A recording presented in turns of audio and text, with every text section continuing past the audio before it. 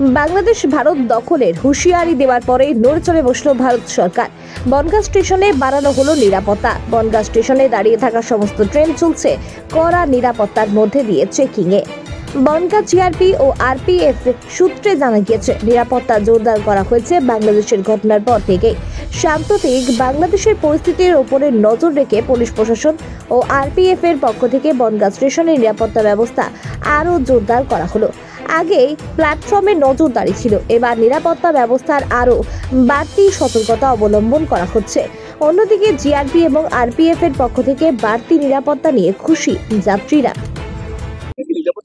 হ্যাঁ, নিরাপত্তা যথেষ্টই বেড়েছে। জিআরপি এবং আরপিএফ প্ল্যাটফর্মে যথেষ্ট নিরাপত্তা বাড়িয়েছে। হ্যাঁ, এটা বনগাঁ স্টেশন। হ্যাঁ, আমরা নিরাপত্তা দেখতে পাচ্ছি। হ্যাঁ, নিরাপত্তা বেড়েছে আগের থেকে অনেক। হ্যাঁ, চেকিং চলছে, ভালোই চলছে। আপনার নাম? আমার নাম রাজু আচার্য। বেশ ভালোই আমরা এখন নিরাপত্তা পাচ্ছি। বেশ মানে আমরা খুব ভালো নিরাপত্তা ফিলিং করছি। মানে এখানে কি স্টেশনে কি নিরাপত্তা পাই? হ্যাঁ, নিরাপত্তা আমাদের থানা পুলিশরা ঘুরছে, আরপিএফরা ঘুরছে, তো মধ্যে দেখা যাচ্ছে আমাদের নিরাপত্তা বাড়িয়েছে? নিরাপত্তা অনেকটা বেড়ে গেছে। নিরাপত্তা নিয়ে অসুবিধা নেই, আমরা ভালোই যাচ্ছি। আপনার নাম? আমার নাম রাজু দাস।